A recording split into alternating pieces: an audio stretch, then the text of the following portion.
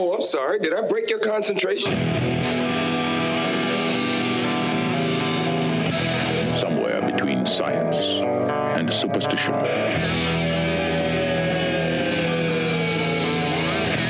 We have such sights to show you.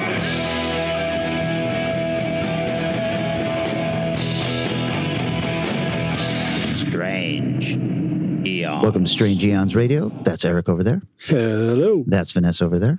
Good day to you. I'm Kelly. Hey, guys. Last week, 1,000 degrees here in the house. Yes. Today, just slightly under 32 degrees. We all have icicles on our noses. 3 layers. One of them's a woolly jacket. I got a hat ready to throw on any minute now. My hands are freezing. It's great. Yeah, I forgot I was going to get you some of those little those snap warm up things for your hands again, like last year. That's so kind. No, it's you know what? You're keeping us on our feet. You're reminding us what it is to be alive. You never know. Like I feel like I always have to be prepared when I come. One of these days, you guys are going to be knocking on the door, and finally someone's going to force it open, and I'll be sitting there like Jack Torrance at the end of The Shining. Make sure it's in that seat, and we'll just go ahead and we'll just keep going. That's right. We'll put a mic really close to your lips in case you want to utter some final death cries. Hey, speaking of Stephen King stories, this is what you guys call a segue, and this is how you know that I'm a pro. I'm not sure how I scored this, but I got an invitation last week to watch the first episode of The Stand. Holy cow. Oh my gosh. I just saw a sneaky ad for it. It didn't even have a trailer. It just had the page of where it will exist. And I was like, when is this coming out? I believe it comes out on the 17th. Yeah. So by the time you hear this, you might be very close to having it. Yeah, this will go up on the 17th. Okay. So. Yeah. Yeah, so I got to see that first episode, and I liked it. Nice. Wow. Okay. I mean, it's Stephen King. I feel like it's either like it or hate it. So. Well, I'm really looking forward to this. It's Josh Boone, who has been unfortunately hit or miss, but he's definitely a huge fan. And he has been talking, and he's very, very proud of the fact that they got Stephen King to write the final episode of this. Mm-hmm. And it is a coda to the book. It is kind of the next chapter. The series ends differently than the book because it goes a little further. Oh my that's God. neat. And so I was like, wow. And written by Stephen King. So that I'm very excited for that. So like a 10 or 13 episode run, or? I think it's 10, but I don't know that for sure. Yeah. So have you have seen that's first. Cool. Just the first episode though. Yeah, I got a invite in my mailbox, and it said, "This is your code.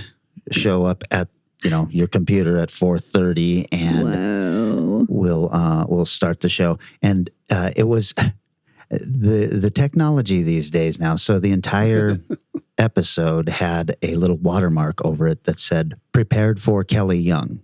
Wow. Yes. No, I did know about this kind of thing right when we were doing Prospect. That tech was starting to emerge. So you could send out screeners, and each person that had it would have an individual code attached to them. So you would know who it leaked from. I've watched many festival submissions with those burnt into them. Wow.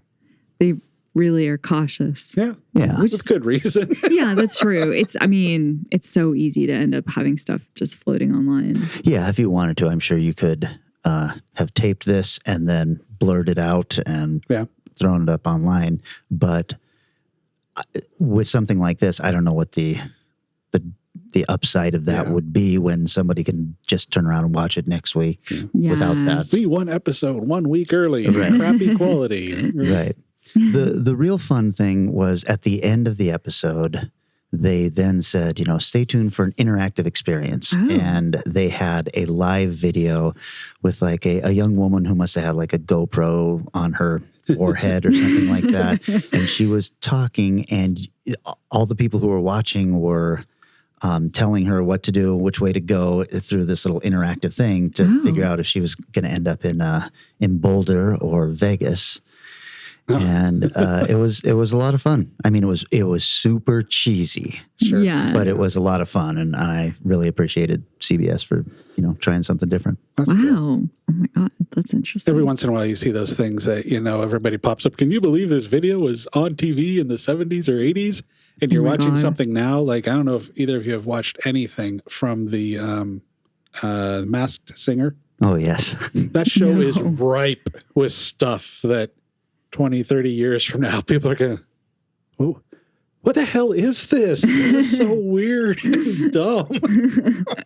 I can't stop watching it. Yeah. No, I think we've got plenty. We've got plenty between reality TV and like whatever the hell MTV is churning out nowadays.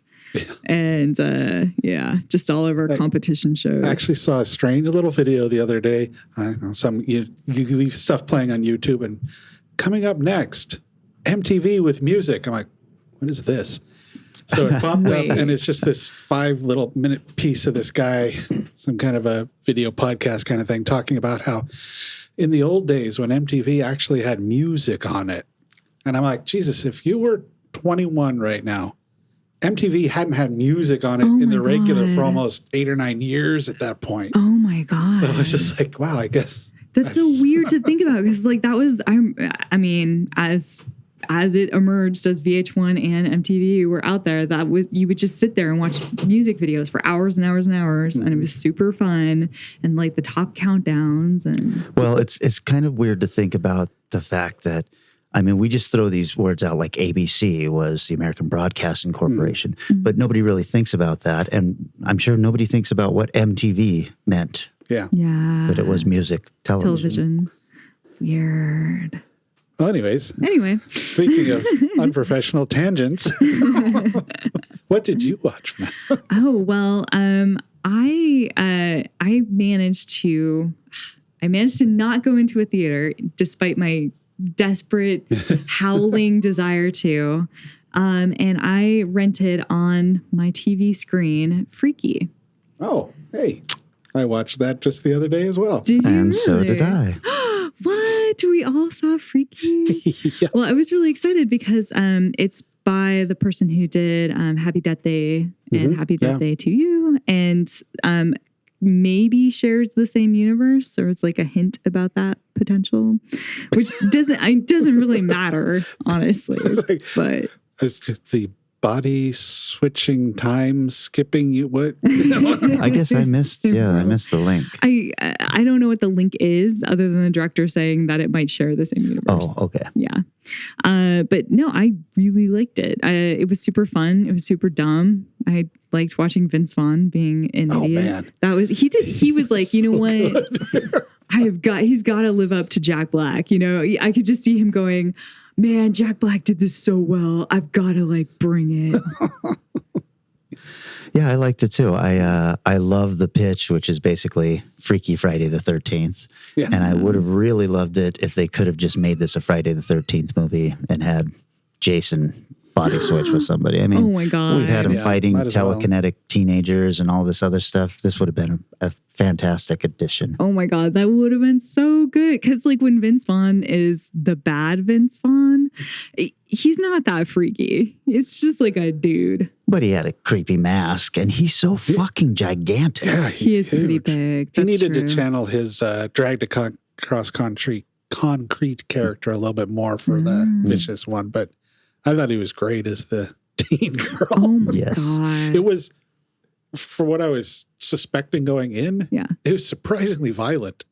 It was very gory. Yeah, not It's like, not oh, scary, Jesus, no, but not at all. but very gory. I thought it was just a really fun time. Yeah. Yeah. Yeah. Yeah. It was a nice breather for sure. I would have loved to have seen it in theaters, but it was something that I definitely needed to see right now because it's just the last thing I need to watch, unfortunately, is something like Raised by Wolves, which is so good, but it's like, I just need something happy. I just need something fucking stupid and happy.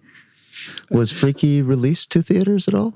It was released same day. I actually got an Good. invite from, I'm on like a AMC something or another list. I don't know. I get pre-release invites sometimes. So it was like, come like, I don't know, like a week before at this time and you'll get free admission. And I was like, no, I guess I won't go. Was it loaded? Was it loaded with language about like socially distancing and wear a mask? Yeah. Oh, and it was. stuff? It was very much like, we are doing a great job. You will be safe as houses. You'll be so good. And I just was like, I can't. And then of course I got a text like today from my best friend being like, you know what? Like Wonder Woman's coming out, and maybe it's okay. Maybe December 25th, it's fine. I'm like, no. If I didn't go to see Freaky, I'm not gonna go and see Wonder Woman. Like, jeez. You got to love our priorities of thinking. Most of the general public of film goers would put Wonder Woman as, I've got to see that in the theater. Sure. Where you put Freaky as that. I like that. That's awesome. I like that. I mean, Wonder Woman, like, yeah, it'd be great to see in theaters, but it's like not the first one, and it's not Dune, you Right. know? Yeah, that's going to be a tough one. Well, Dune isn't coming out till October. Oh, is it pushed that far? Okay. It's pretty far out. So unless by it being on HBO, it's somehow coming out earlier, I believe it's still coming out at the same time. It's in the studio. That's the day and date. Yeah. So it should be October. So I think actually it will be possible that people will go to the theater and see it. And just to be clear, you're not interested in going to the theater, not particularly because you think you're going to get sick, but if you get something and bring it back home. Oh my God, yeah. I don't care if I get sick, but because I live with a woman who is in her mid-70s Yeah. and has diabetes and has had 4 joint replacements last year, unfortunately, it's one of those things where it's like, I'm not doing it for me, you know? Sure. But that's why I hate that whole like mask thing where people are like, why are you wearing a mask? Take it off. It's like, because other people aside from you and me matter. That's why. What? You are a good person, Vanessa. That's right. Exactly. Yeah. You are human being. You're human being right. You're What? being human right. Human being human. What? Aw. Eric, That sounds like a Save us. pointlessly self-aware podcast or book or something. Yeah, Eric. Human being good. I would pay $9.99 for that. Well, I watched one that Kelly recommended correctly, Leap of Faith, the William Friedkin talking about The Exorcist. Yeah. That's right. How was What did you that? think? Wonderful, interesting insight to an incredibly talented director talking about his thought process. It's so nice to see him coming out of his shell too. Yeah, I do like how they even showed the scene where is it Birkin got injured, Yeah. and yeah, he doesn't even mention the 2 horrific injuries that occurred on his set. Though he did talk about punching the guy in the face and shooting off the gun. But other directors did the same things. Like, So I guess it's fine. well, no, he said he's no way he'd do it nowadays. He's like, yeah, you can't do that anymore. But I always find it really interesting because Friedkin's an incredibly talented director and Kubrick's an incredibly talented director. Mm-hmm. And they treat actors, the way they shoot stuff is absolutely opposed. It's like, I like one take. And Right. I want to do one take. I Yeah. want one and done. And he had like getting pissed at his cameraman for calling cut one time and things. It was like, he's just really interesting. Yeah. I mean, he is an ego sitting in a chair, but man, he sure is. He is wild. like the president of the William Friedkin fan club. Yes. Wow. I haven't seen any interviews with William Friedkin. I've only seen interviews with people around William Friedkin who are like talking about the experiences. So that sounds like a trip. Oh, it's great. It's really interesting, especially if you've worked on film. Yeah. So it's definitely worth checking out. It's on Shudder, I believe. It's on Shudder and it's focused on The Exorcist, but there is on Tubi a William Friedkin documentary Oh, really? that is just him and all of his films. And I haven't seen it, but I've heard it's amazing. So check that out. Yeah, it's interesting you saying that about directors too, because Hitchcock was like that too. Like he treated his His actors cattle? like cattle. Yeah. Totally. It's weird. It's weird. I guess it's because people who are good directors can sometimes just be crazy people. If I would think if you're an actor, especially if you're a good actor, Mhm. like, he's working with Cary Grant and stuff like that. Right. It's like, okay, the end product I'm going to come out with is going to be at least Very good, good, if yeah. not great. So Yeah. I'm going to put up with this asshole because he's Alfred Hitchcock. Yeah. Yeah. What are you going to do? Well, that is a nice segue into the other thing I wanted to talk about, which was after watching that documentary, I decided I needed to dive into William Friedkin films, most of which I had already seen before, but had weird reactions to them. For example, Sorcerer, I saw when I was 13 and mostly hated because there's no sorcerer in it.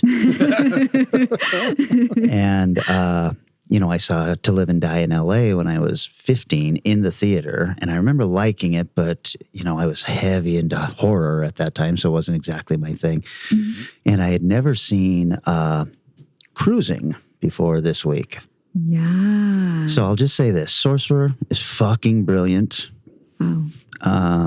Roy Scheider is just amazing, and I really, really loved it. To Live and Die in L.A., I have now decided is my favorite of Friedkin's films. William Peterson in his very first role, and a young and handsome Willem Dafoe. That's how young he was. Whoa, handsome William Dafoe. Yes. Holy cow. And then Cruising, I was a little torn on whether I actually liked it or not. I mean, it's certainly not a feel-good movie. No. But also I thought it was one of his lesser films, and I was like, wow, I wonder what's going on with me. Then I jumped up on the reviews and everything, and it is a polarizing film at best. 50% on Rotten Tomatoes and a lot of just very negative reviews. So I feel like, okay, well, I'm right in with everybody else on that film, I guess. Yeah, I feel like it's addressing it. Like, I find it fascinating as far as just almost like a historical, like, this is some shit that was going down at that time. But story-wise, like, I don't even remember I know the basic plot, but I don't remember any of the details. I just remember it being like, oh man, wow, this is kind of an interesting insight into the culture. Yeah, Pacino goes undercover because there is a serial killer who is killing homosexuals in New York City. Mm-hmm. And so he goes undercover into that group, and he goes hardcore undercover, so much that, it starts ruining his heterosexual relationship because he's gone this deep into it. Mm-hmm. And I will say this. It was kind of a shock to remember that Al Pacino could act like anybody other than himself. Oh, yeah. He was great in this. Wow. Have you seen Watch Killer Joe yet?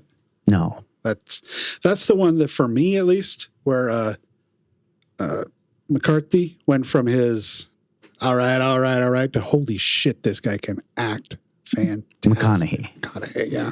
Yeah. Killer Joe. Okay. I remember hating Killer Joe. I saw in theaters, but yeah, there was some fantastic acting. Otherwise, I probably wouldn't have had the strong reaction I had. Oh, it's an amazing film. It's a fucked up. It's a mean, nasty. I think that's why I didn't like it. Probably. And McConaughey is the mean, nasty element in that, which is so different from anything he's doing. Even Dallas Buyers Club, where he was fantastic, he was still being the good guy. This is the first one where he was just irredeemably nasty. Is that a Friedkin film? Yeah. Oh, wow. Okay. Well, put it on the list. Man, I didn't realize that Cruising or Killer Joe was a Friedkin film. So, man, wow. All right. Yeah, he's done a lot of stuff you don't really know he's done because he doesn't do the John Carpenter thing. Yeah. John Carpenter's. Right. Well, I also had the opportunity, and you guys have probably both already seen this, but Possessor. Oh, yeah. Did come around to and get a chance to check it out. So, yeah, man, I feel like this is the next level. Oh, man, I'm forgetting names. His dad's work. Cronenberg, thank you. Of like this feels like modern day Cronenberg. It was really cool and interesting for sure. Mm-hmm. The actress is not like a super likable actress, but I think she did really well. I don't know. I'm still thinking on it, I guess. Definitely a slow burn, but I could not take my eyes off it. Yeah. It had a weird psychedelic kind of, it had moments where it's like, whose body are you in? And this whole like trippy, like otherness quality of what's going on inside the mind and the soul and stuff. And that was really fascinating, even though, I don't know, it harkened back to something that it used to exist a lot more, I think, in the 70s in different films. But I will say that he is so... It's his own unique talent. And I think that was the best part to me. Yeah, it was his son really staking a claim and saying, I am my own artist. And hey, like I can see he's influenced by his dad's work for sure. Yes. But because he probably grew up with it like around at all times. On his lap at some... Yeah. Hopefully not crash, but some of that stuff's gonna, I like Dead Ringers. Frank Sinatra and Bobby Darin for a reason, and that's because I was, growing up with that in the house. Yeah, absolutely. You get that stuff from your folks. A little bit of a spoiler, then talk on Possessor. Mm-hmm. Like any story, you can kind of break it down and go, well, why would you do this? Why would she need to have several days in the body of somebody to get this done if she was just going to randomly kill? Right. Why couldn't you just hop into a body, do it, get out? That's your question. That's the storyline. Oh, sure. Issue. Yeah. No, I did think about that too. And I figured it was either something like an adjustment period of time where like maybe when you first jump in, it's really disorienting and it takes like a day or two just to be able to control the body properly. And maybe, I guess it's like they were covering all their bases and being like, let's make sure that you know how this person acts. So there isn't a single moment in which there'd be a question. But that just left a bunch of time for her to fuck it up. Right. Well, when you put it that way, then I sit there and say, okay, why do they need that time to know exactly how this person would act? No, it's a good question, especially because we start off and it seemingly feels like, oh, it's just like a normal person who suddenly got jumped into, regardless of whether or not that's what's going on. Right. That's what it feels like. So that gives us that question right away, which is frustrating. But whatever. Yeah, I still loved it. Yeah, exactly. Yeah. Like that's definitely, exactly. It's not going to ruin it for me to think too deeply on it. I think it's more interesting the subconscious becoming the conscious. That was really cool. Yeah, and we've talked a lot about this in story classes and stuff where there's not a movie out there that if somebody said, well, I think this is a perfect movie, what's wrong with it? That you couldn't sit down, watch it, and come up with something that's wrong with it. Yeah. It's just something's got to be cut or clipped at some point. Yeah. Some storyline forgot. So I saw an interesting one because I'm jamming 2020 movies into my brain here, trying to get a bunch done before we do our end of the year special in a few weeks. That's what I'm going to have to do, I guess. Yep. And boy, IMDb is frustrating for that because they list a ton of movies that were released as 2020 as being 2019 movies. So I'm looking up going, it says 2020, 19. I go down, released June 2020. Like, come on, man. Right. Yeah. But this was one of those, but called the Cleansing Hour. Huh. Which is based on a short film. I mean, it's, you always hear filming, I'm making a short film so I can make a feature. Sure. Hey, these guys actually did it. Wow, that's so cool. It's good. Yeah. Did you see it? No, but okay. I sounds so familiar. Did I see it? I don't know. You probably saw the short film maybe. It was either Crypticon or Bone Bat. It might have been at Lovecraft too. It's a very good short about guys performing an exorcism online, but the exorcisms are fake. Oh. Until they're not. Okay. I think I saw a trailer for this. It's fun. It's good. It's got a tonal problem maybe a little bit where it's trying to decide if it's going to be a comedy or horror at times. It's nowhere near as detrimental as like Eddie Murphy's vampire one where it's just like, man, make a choice. But it's well shot. It's well acted. It's worth checking out. It's not, I don't think it's going to end up on my top list, but it's really cool to watch, especially having seen the short. It's a really good short. And it's like, oh, wow, they pulled it off. That's nice. That's streaming somewhere? Yeah, The Cleansing Hour. I'm pretty sure it's on Shudder. Okay. Yeah, I definitely remember watching the trailer for it and going, yeah, I got to watch this, and totally forgetting it existed. So thanks for that, Eric. Well, cool, guys. Should we take a little break and then come back and we are talking mad scientists? Sounds good. Yay.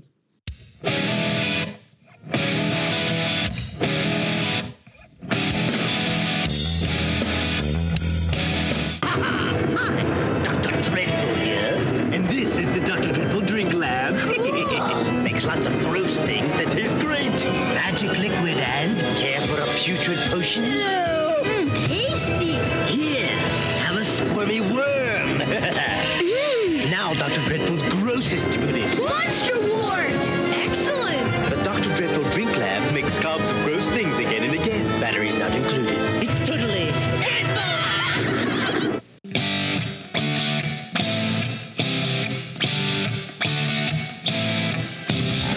We are back. And this week was my choice, and I chose Mad Scientist, you guys. And I fucking hit the nail on the head with this one. Nice. Yeah. This is not a good movie. Oh, okay. It's a fucking great movie. All right. I chose Seatbelted, buckled, tightening. from 1978, a movie of the week. Kiss meets the Phantom of the Park. What? Oh my Also God. known as Kiss in Attack of the Phantoms, and also Kiss Phantoms.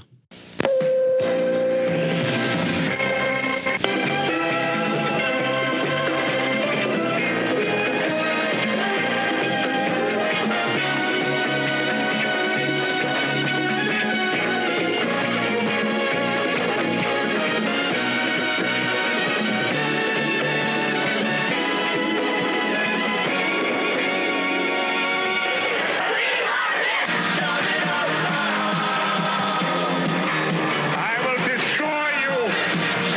All of you. You kids will be my instrument. AIDS is more like it.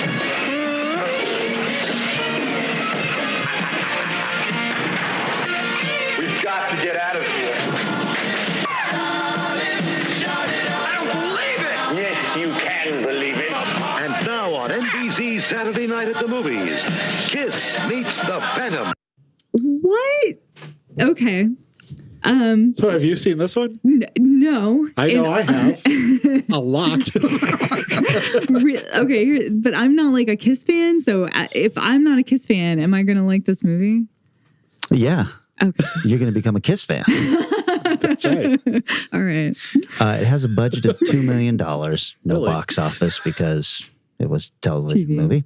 But what a lot of people don't realize is that it was released in Europe and Australia as its own films. Did they pay like 1.9 million to Kiss and the rest was used for the production? It looks kind of like that. It was directed by Gordon Hessler, who has just done a ton of TV, including Kolchak, Kung Fu, Hawaii Five-O, Wonder Woman, and Chips. But he also directed The Golden Voyage of Sinbad, Oh. Scream and Scream Again, and the 1972 Murders in the Rue Morgue. Nice. Written by Jan Michael Sherman and Don Boudet, who both wrote She's Too Hot to Handle and California Girls. Okay. Okay. Starring Gene Simmons, who you might have seen in Runaway and Wanted Dead or Alive. Great ending. Paul Stanley, who was in an episode of Millennium and played the Phantom in Phantom of the Opera for several Yeah. dates in 1999. I got a recording of that. Yeah. Pretty good. Ace Frehley, who was in the movie called Remedy and did a voice on the Metalocalypse series. And Peter Criss, who was in a film called Frame of Mind and 2 episodes of Oz. They Really? are also the band Kiss. The hottest band in the world. Of course. It also stars Anthony Zerbe as my mad scientist, Devereaux, who has 115 credits, including Cool Hand Luke, The Omega Man, The Dead Zone, and every single TV series ever made and is still working. Wow. Yeah. His last credit was in like 2018. So, Jeez. yeah. This movie, it opens at Magic Mountain, where Abner Devereaux, the mad scientist, he's the park's engineer and the creator of a series of animatronic attractions. Remember, this is 78, so this is pretty cutting edge stuff here. Yeah. He's not pleased that his works are being overshadowed by an upcoming concert by the hottest band in the world, Kiss! Yes. Oh my God. The park's owner is a guy named Calvin Richards, who explains that the concert will generate much needed revenue to make up for the quality control problems that have been popping up because of all of Devereaux's animatronic creations. Melissa, who is a park guest, she becomes concerned when her boyfriend Sam, Devereaux's assistant, goes missing. Oh. And they were supposed to go to the Kiss concert that night at the park. And when she goes, she sees him there in the VIP section, and he's taking an uncomfortable amount of pictures of Kiss on stage from every single angle. She tries to get his attention, and he just kind of walks by without even realizing she's there, or almost as if he doesn't know her. Oh, I feel like I know where this is going. She breaks through into the area, and yes, you do. the security guards start dragging her away when Kiss notices her, leading to Paul Stanley saying, "You're looking for someone, but it's not Kiss." Oh my God. What was that? Yeah, in 1978, I don't know that any of us Kiss fans knew exactly how Paul sounded, but this movie gave us a really good, clear version of his lisp and his New York accent. Oh my God. Okay. So anyway, it is soon revealed that Kiss are pretty much superheroes. And they have these magic talismans in a box, and that gives them their amazing abilities and the power to rock like nobody's fucking business. God. We also find that Sam, Melissa's boyfriend, has been placed under mind control of Devereaux. He's not a android. Oh, I did not know where it was going. This mad scientist is dabbling in a lot of crazy shit. Not just one thing. Let's not pin him in a corner. Right. He's a Renaissance mad scientist. So Sam has been placed under mind control by Devereaux, and he has built an army of androids that are so real they pass for human. And after he is fired, Devereaux, because all of his stuff is costing so much, he swears revenge on the park, and especially Kiss, and creates android doubles of them because he had Sam taking all those pictures from every angle. Of course. I wonder if they'll rock just as hard. Just stay tuned. Jesus, I was like, did it just get colder in here? I was like, wow. It's all the darkness of Kiss. Right. So the robotic copy of Gene Simmons gets cut loose, and he wreaks havoc on the park and the security guards there. There's 4 security guards in this whole park, apparently. So this robotic copy of Gene Simmons, crashes through the park. This stuff looks really bad. I mean, it's really bad. But he crashes through the park, including a kiosk that is clearly made out of like balsa wood, which he still has a little bit of trouble smashing through because he's wearing 6-inch high platform dragon boots, and it's probably hard to walk in that and pretend to be menacing still. But there's 4 security guards in this place, and one of them you would notice immediately is played by Brian James, who was in Blade Runner, House 4. Of course. You know him immediately as soon as you saw him. Yeah. Ton of other flicks. So the next day, the band is all sitting around on like lifeguard chairs with gray robes, and they're supposed to look, I think, otherworldly, but they look a little silly because they haven't set dressed the lifeguard chairs. They are clearly just lifeguard chairs that sit up high, and you're looking at the band going, how did they get up there with those boots on? But no worries. The band is questioned by the security guards, and no action is taken though because Gene is glaring down from his chair the whole time like a hawk or something. He just looks very strange and lizardy. It's actually, Gene is probably the one who comes off best in this because he acts like a scary looking thing, and that's what he is. Everybody else has dialogue, and that is their downfall. By the way, whenever Gene speaks, he's got reverb on his voice. Yes. Devereaux. So, Sam, though, he manages to steal the talismans and he delivers them to Devereaux, who then neutralizes Kiss with a ray gun and puts them in a laser jail in his lair underneath the park. It's pretty fucking great stuff, I gotta tell you. So Kiss has lost all of their powers. They can no longer rock, but more importantly, they can't escape this jail they're in. So Devereaux's big plan then, his whole revenge plan is to send the robotic Kiss copies out on stage to play the songs and to incite a riot by playing the songs perfectly well and in tune and all that stuff, but only changing the lyrics, which apparently really pisses off Kiss fans.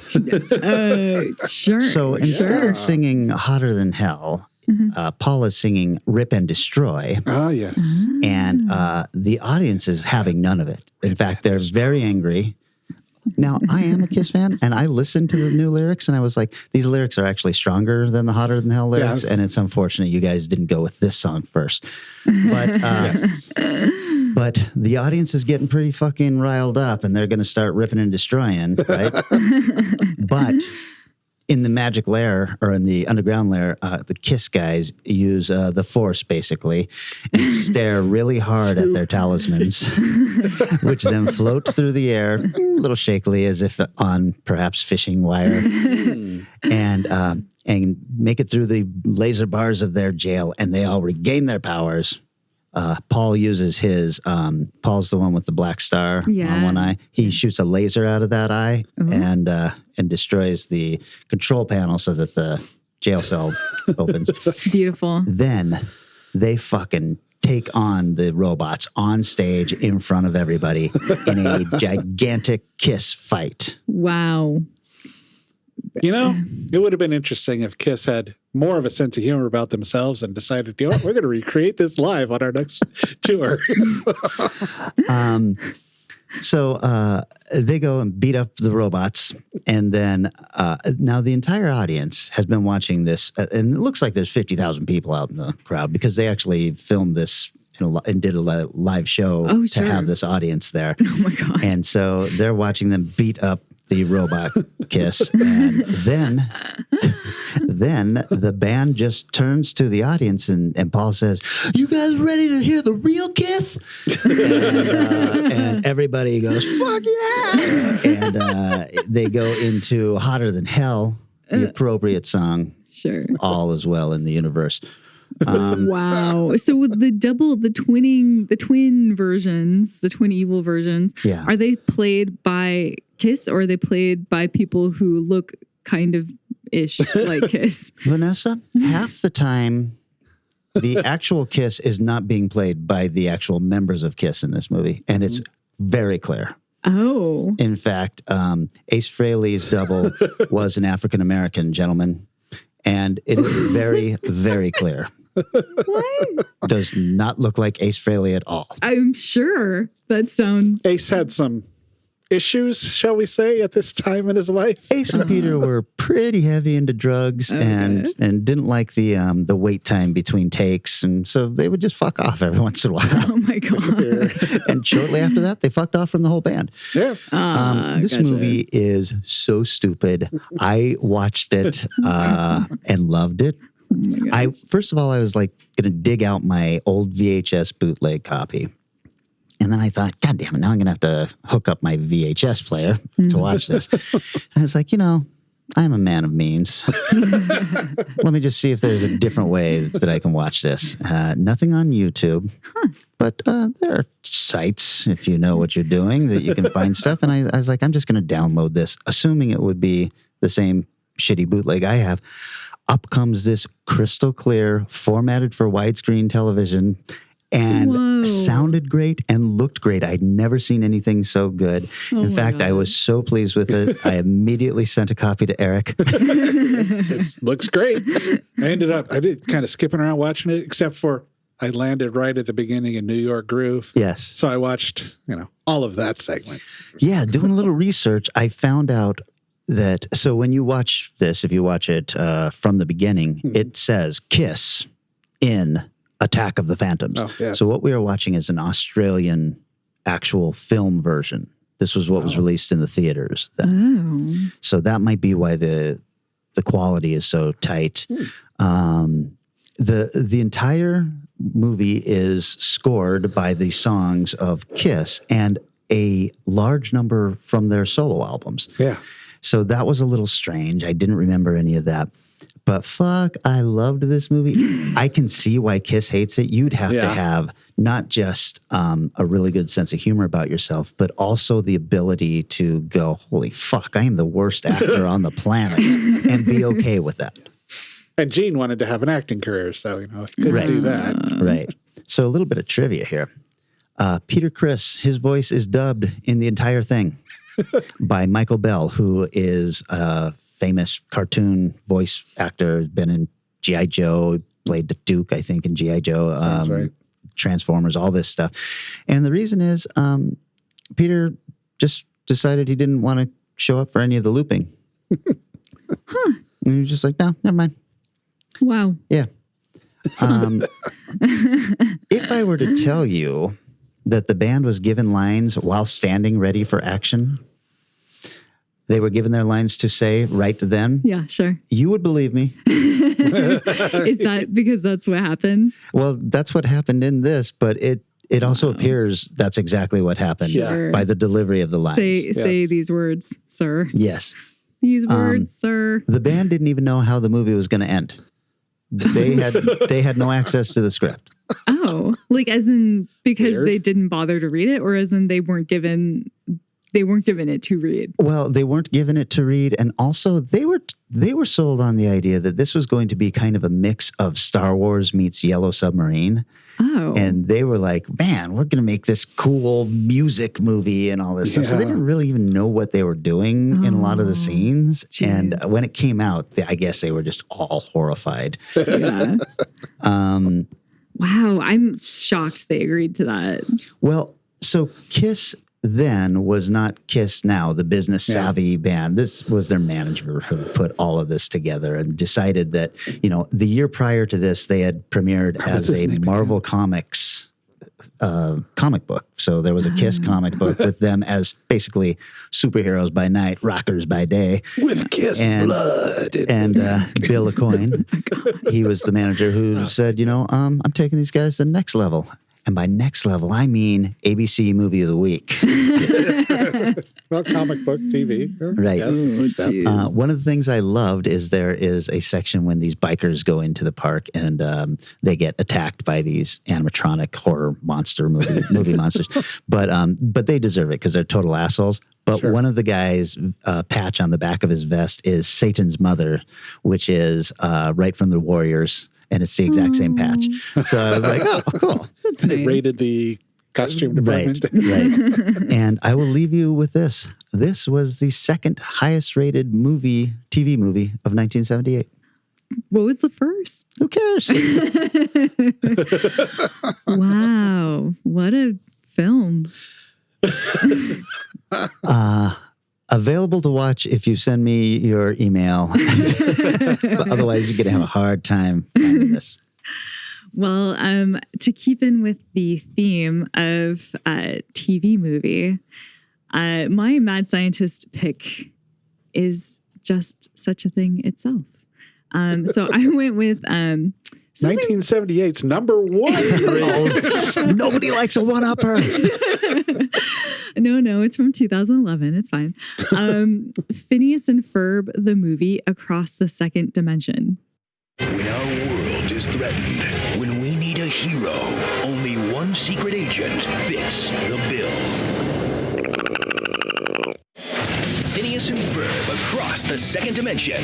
Check it out. Welcome to an alternate universe. Let's go find us. Where everything seems the same. We're you guys from another dimension. Are there 4 of you in this room? 5 counting Harry. But is completely different. Hey, Dr. D, you're famous here. You know, I can't help but notice that your scar goes over your eye patch. Yeah? Nothing?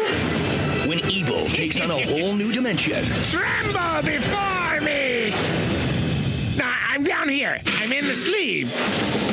Phineas and Ferb. And Phineas and Ferb Can we do that? No, keep your head down. join the resistance. Let's go. Yes, sir. To defend the tri-state area. Now this is what I call busting.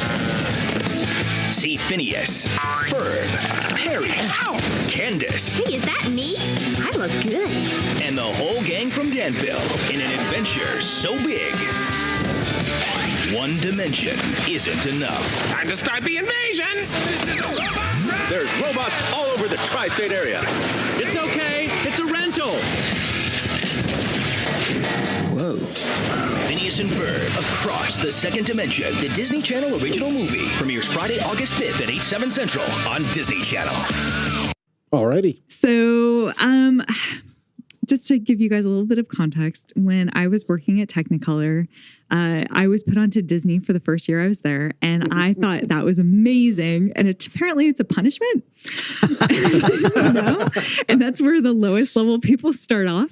So, but I was like, hey, I get to help launch Disney XD. But part of the thing that comes with Disney is there's 3 different channels of Disney. There's the fun channel, and then there's like Playhouse. And Playhouse, if you're a quality control editor where you have to look for a singular frame of mistake, is pure hell. It is hell on another level. You're not watching this episode once. You're watching it at least 2 or 3 times. So on the Disney circuit, as we were, we would fight for this one particular show because it was just so good. And that was Phineas and Ferb. Like, came close to fist fights. Whoever grabbed that tape first was lucky. It's like, oh my God, you got Phineas. I didn't even know they were in today. So they have a very special place in my heart already. And part of that is they're mad scientists. So a little bit about this film. It's a Disney Channel original film, 78 minutes long. It's kind of an animation action adventure.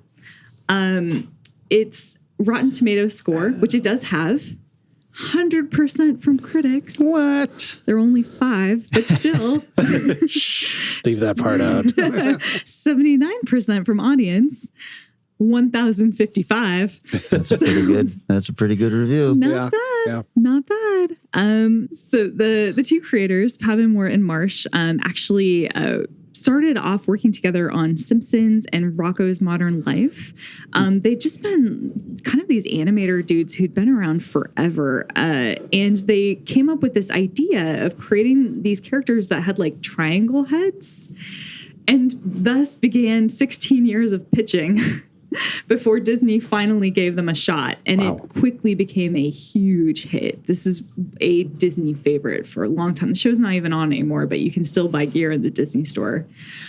Each episode has a song or musical number, as well as one action scene. That is like their goal. The main plot of this show, just to give a quick rundown, because I think you need context to understand so that me talking about the film at all makes any kind of sense. The basic premise are 2 brothers who try to squeeze in the best out of every summer day and create amazing inventions, including making sure to include their neighborhood friends in the fun. Meanwhile, their parents are often trying to find ways to spice up their relationship, and their sister is on a mission to quote-unquote bust them when not obsessing over her boyfriend, Jeremy. They have a pet platypus named Perry, who is actually a secret agent keeping the city safe. On the other side of the tracks, Dr. Doofenshmirtz is on a quest to take over the tri-state area with his new and insane inventions each episode. Perry and Doofenshmirtz always have a battle, and Doofenshmirtz's inventions inevitably are terrible and tend to either implode on themselves or whatever Phineas and Ferb happen to have built in their backyard ends up exploding it. All in time to stop Candace, the sister, from showing their mom what they did. So these are things like enormous, like world's largest slide, and we made the perfect cheese, and there's like an entire cheese company in their backyard. There's all kinds of crazy stuff, and the sister's like, "You can't do that. Stop this." So. The cast for this, by the way, is incredibly good. Phineas is voiced by Vincent Martella. A lot of these people are Disney kids, and unfortunately, once you're on Disney, you kind of get recycled through Disney.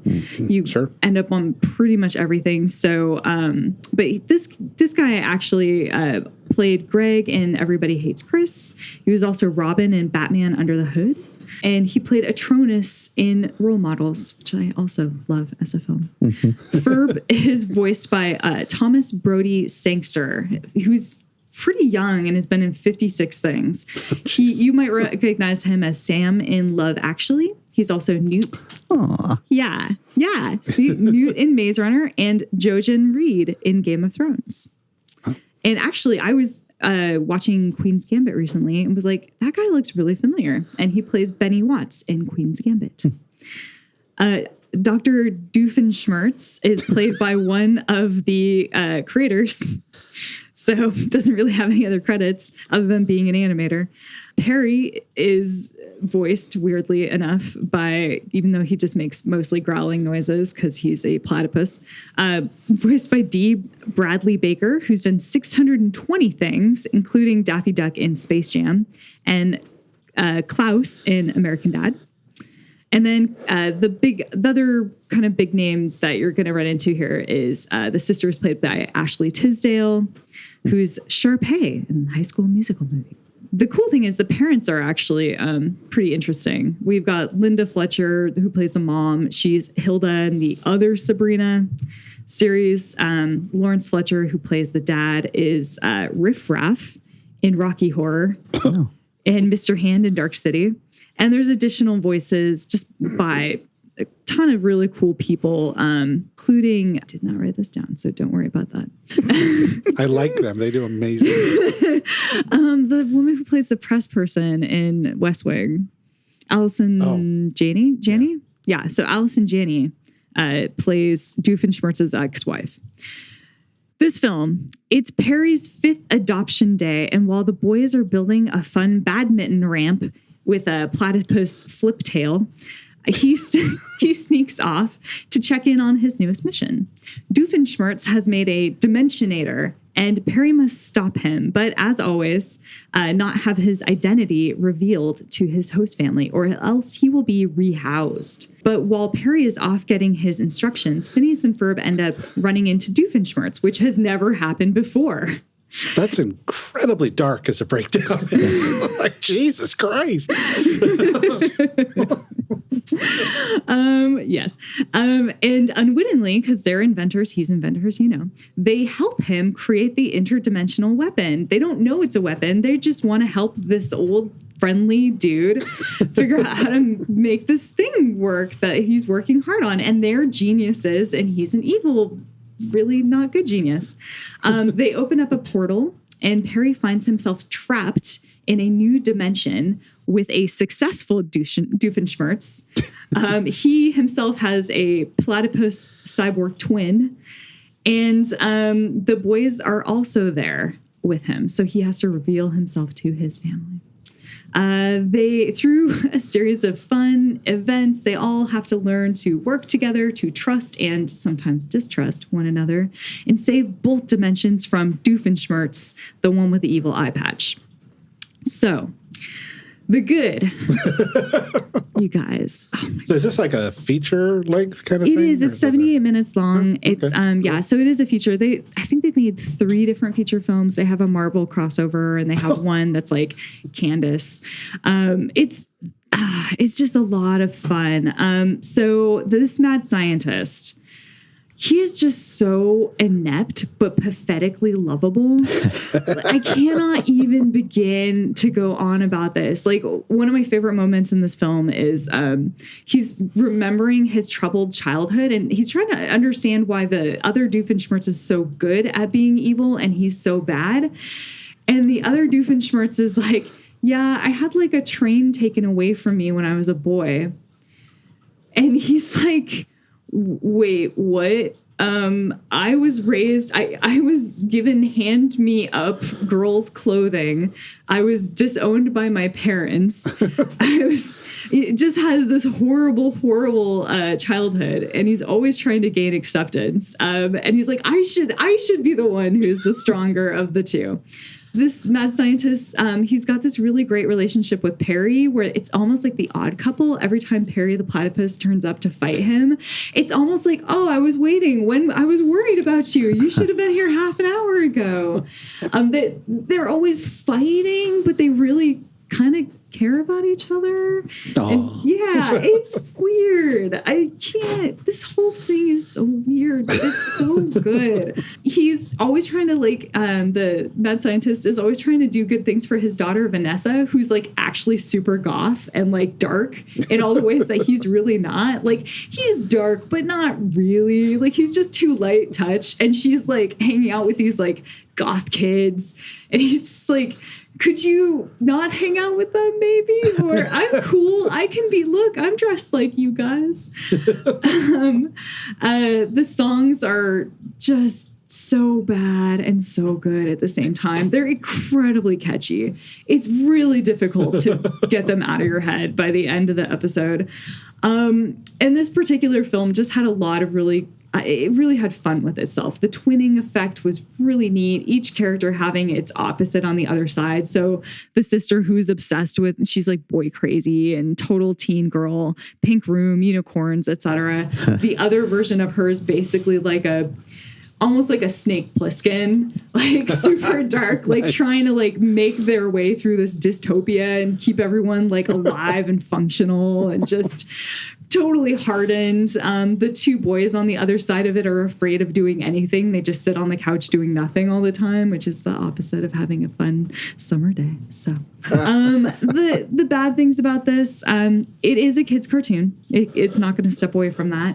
And you really do need the context to enjoy the film. So it's going to be really hard to just jump in. Curious, when you say kids cartoon, what is Disney's? So it's XD. So it's for the Disney XD channel, which means kind of like tween age. Okay. Yeah. So like you probably want to be like 14 or younger, 13 or younger to really enjoy this. But it's so good. Or me. This did just feel like a really long episode. It didn't really feel like a movie, but I was okay with that. And the songs were really fun, but probably not the best I've ever heard from the show. Just a little bit of trivia. It averaged 7.6 million viewers, making it the highest rated animated program on cable in more than 3 years. Third animated Disney Channel original movie before they went deep into it. The taglines included in fabulous 2D and an adventure so big, nice. One dimension isn't enough. During the song, I found a new friend, and it's me. The two Doofenshmirtzes appear as famous duos because they become instant best friends, including Sherlock Holmes and Watson, Lewis and Clark, Simon and Garfunkel, and the Lone Ranger and Tonto. Slash shows up for the end credits. And it wasn't because anyone asked him to. Slash personally reached out and asked Pavan and Marsh if he could come on board and do something, since his kids and him were such fans of the show. Oh, that's neat. Pretty cool. He actually, and Slash did co-write and perform the ending song, Kick It Up a Notch. Walmart sells this a version along with a soundtrack that includes 10 extra songs. And yeah, there's a lot of other very silly facts about this, including just video game facts and all kinds of stuff. But I am interested. The DVD has 8 deleted scenes, which I don't even know what you'd stick in there, but I'm fascinated. So I always love the idea of deleted animation scenes. Right. Yeah. What? You went through the whole trouble of making it before you realized it didn't work? They had to have known it was going to be like a special feature, like what Toy Story does. Sure. Because otherwise, that's just such a waste. And they did end up actually doing a sequel to this episode / movie called Tales from the Resistance Back to the Second Dimension. And that's somewhere in the 4th season. So this is a weird pick. I admit it. It's a strange one, but you know what? I need a little we all need a little Doofenshmirtz in our lives. So sure. If you think weird pick, I'm just going to rewind you a little bit to the person who spoke before you. We're got good weird stuff here. That's true. Mine does include a platypus. Where's your platypus? One thing I didn't mention about mine, produced by The Kiss Meets the Phantom of the Park, produced by Hanna-Barbera. There you go. Oh, snap. Hey, you know what? It's all coming together. That explains the space werewolves that they fight in that one scene that I watched with New York Groove. Those are space monkeys, not werewolves. Jeez. Why didn't they just do it animated? That's my question. Because they were trying to turn Kiss into movie stars, I guess. Oh, okay. Gotcha. And that was the video. Anyways, okay.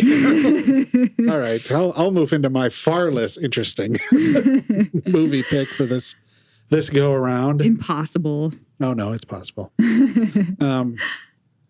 This was a 2020 film because, I'm gorging myself on those right now. And there were 2 2020 Mad Scientist ones eligible. Unfortunately, the other one is not available yet. So I guess it's going to be 2021. Anyways, but this is called Black Box.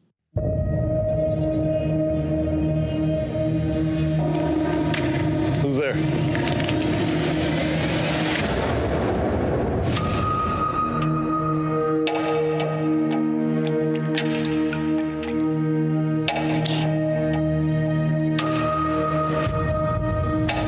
You need breakfast. I'm fine. I wasn't asking.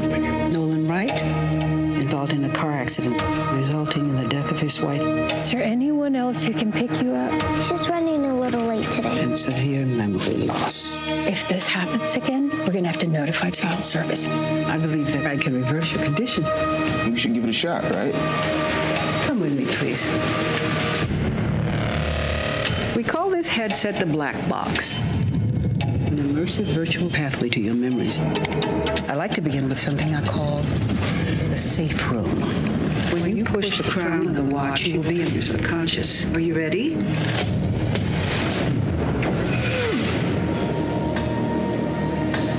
Rachel.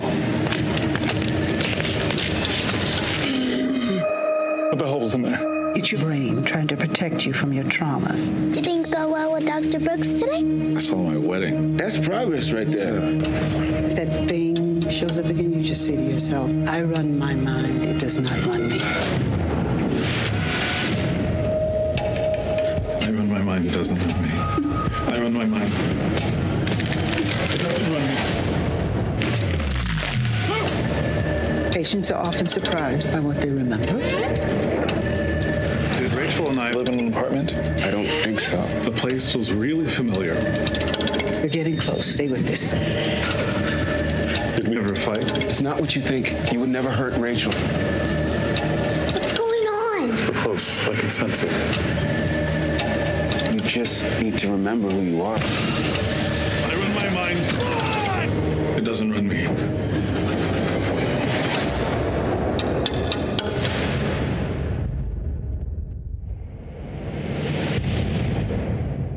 Blumhouse film. So, from Hulu, right? I think Or is it one Amazon? I think it's Amazon. They've Amazon's moved got all their newest okay. stuff over. I think. It's very confusing. Yeah, exactly. Anyway, so, okay. Rotten Tomatoes scoring got the critics at what I think is a very high 74 and the audience at 63, which is also, I think, a little high. Are you going to pull a Vanessa with this? No, not entirely. This is no Lake Placid by any means. I don't know what the budget is. It's Blumhouse, so it's probably $3 million or under. And no box office because it was direct release. Directed by Emmanuel Ose-Kufor. This is his first feature. He also co-wrote it with Stephen Herman, who had also his first feature. Starring Mama Odu Ati, who was in Underwater and Uncorked. Felicia Rashad from The Cosby Show and the Creed movies. Amanda Christine, who's 7 or 8 years old with 14 friggin' credits. Started when she was 3. Oh my God. But she's been in Blackish and Miss Virginia. And this guy, who's really not in the movie much, but I had to list him. This also starred Han Soto. What? one letter difference. Yeah. Whoa. But the basic storyline is a guy has some form of amnesia. And the movie starts off feeling sort of like Memento. But the person guiding him through life is his 8-year-old daughter.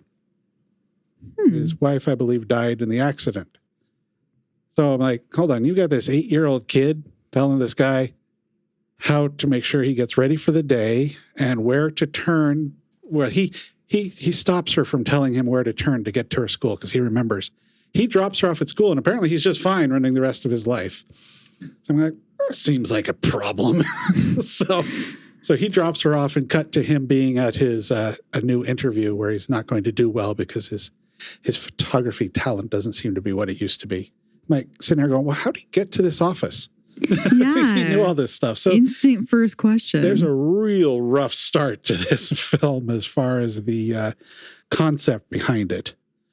He has a bad day, and he runs into his friend who's a doctor, or he goes to visit his friend who's a doctor, who recommends Rashad's character, who's our mad scientist. And she has a special machine that's going to get into his brain and pull his memories out, supposedly. And so he gets, sure, what the hell, let's try this. Again, seeming fully functional to a point. So I was like... Definitely has the right mind to make this decision for himself. Exactly, yes. But after going through the first treatment, which is reminiscent of Get Out, I could say, in a way, where it's a hypnosis thing, but then he falls into blackness and darkness. But from there, it ramps up into different things. But he forgets to pick his daughter up, goes home, is sitting at his home desk working, when the teacher knocks on the door with his daughter going, you've forgotten her. This is 3 times. Next time, we're going to do something. I'm like, 3 times? Is that the rule? I guess so. And so the daughter's upset because she doesn't have enough time to make dinner and things like that. What's going on? The machine is actually kind of fun. It's interesting. This is one of the better parts of the movie where he goes into this world and he's got his safe room where he starts out, and then she feeds him memory ideas and he goes to various places, like he tries to remember his wedding, but he can't see any of the faces clearly yet. But there's this weird creature coming at him that sort of looks like, I forgot the character's name on The Flash, who can distort himself and walk upside down and move weird ways. Reagan going down the stairs in The Exorcist, but much more extreme. But she keeps telling he's doing really well. This is deep. This is showing that you're definitely going to be able to recover your memories. And here's where, if this movie interests you at all, and if the 2 of you are interested in it, too bad. But it's got a huge, giant mid-act 2 turn, which hurts the whole film. So it turns out that this guy is dead, sort of. And the mad scientist, at the moment he died, she grabbed him, brought him into her laboratory, hooked him up to the machine, and dropped her son's brain into his. Oh. So, again, cool ideas. And so he starts to see himself who he really was. Well, this guy was a bit of an asshole. Beat the shit out of his wife, scared his children, and he is going through he's actually mentally having a problem with it because he actually has grown to really care for the little girl and doesn't want to abandon her, but at the same time, he now remembers who his wife is, and he wants to go back and be with his family again because he hasn't realized yet that he's an abusive dick. So she is not happy to see him because she thought he was dead because he fell down the stairs that she pushed him down. Right. This will not be a long discussion on this film, I'm just going to say. That's where a lot of the problems comes from, is the acting is actually really good. The directing is really strong. This is one of those writer-directors who need to separate himself from the movie he wrote, give it to somebody else, and said, rework this for a little while, because the idea is really interesting. And I think if they pulled the original guy all the way into the 3rd act and done that disruption then and turned it into a final act struggle kind of thing, it probably would have been a much more entertaining movie. But it is very weird to have a movie where you grown to like this lead guy as the hero who's moving forward and going through this tough time trying to get his daughter back and trying to remember her. Like they got the little hand things so you know when his brain comes back that you know what they're going to do. But so you've grown to kind of like him and I think it's his, I don't know if it's brother or his friend actually, but you really like him and he's really supportive of the guy. And then halfway through the movie to replace him with they replace the actor. I mean, they actually bring in a new guy to play the role once the memory's changed. So you've got that, was it Last Lane or whatever, the Lynch film where he replaced the actor in the middle of the movie. Last Highway. Lost Highway. Yeah. So you've got that problem going on, although you're not confused as to why it happened. So I'm not rooting for this guy. You know, I'm rooting for the character who's disappeared to come back and maybe hopefully take over, but that's not how the hero ends the movie. The movie ends with the other guy realizing he's an asshole and giving up. Oh. So the hero of our movie does nothing to recover himself. I'm like, wow, this is a fun, interesting idea with a really strong cast. And I think for a first feature, incredibly well directed. There's nothing wrong with camera work. There's nothing wrong with the way it looks. It's just the story is so raw. It really needs 2 or 3 more rewrites. And I think they probably could have had something really, really good here. But, you know, it's got that Blumhouse thing. It's like, well, we need this content. We push out so much shit. Let's just go. It's like, you know, hey, if I'm that guy as the director, go, okay, I'm going to make this work as much as I can. Not a lot of trivia on it because it's a brand new film. And both played DC characters in other universes. One was Black Lightning and another one was Ragdoll. That's the character from The Flash. Oh, okay. So this was a frustrating one because I wanted to like it. And it ended up every few minutes the film took a turn. They go, nope, I'm not going to let you like this. So it's I would look out for whatever this guy does next because I think there's some talent there, but this film just isn't that. Wow. Okay. It's tough. Those Blumhouses are like you just don't know when you start, like, if this is going to be amazing or really bad or even, you know, middling. They just run the whole spectrum. Yeah. They definitely do. I mean, I love that they take risks. I think that's really cool. But yeah, it's unfortunate when you can see so clearly, like, 2 or 3 rights, and this would have been a really cool film. Yeah, I got no problem with the concept of looking at Blumhouse as the new Roger Corman, where if you were living in the time and old enough to be cognizant of what Roger Corman was doing, a lot of people did not like his films. Sure. But in retrospect, they're a lot of fun to look back on because you're only probably seeing, 20% of his output. Right. There are the ones that are still being watched. And that's going to happen to Blumhouse in another 20, 30 years. Yeah. Get Out will still be around, and a couple of the really great ones will still be around. But everybody will forget the ones like this. And he's probably going to be celebrated as much as Roger Corman is now. Sure. All right, cool. Tell us what we're doing next week. I don't know. Is it me? By golly, it is me. Sort of. Sort of. It's a Christmas episode. A Christmas episode. That's right. This will come out a week from now, so that'll be Christmas Eve. My goodness gracious. Bring us to your socially distanced family gathering and share. Press play. on your device of choice. That's right. We hate Uncle Jamie.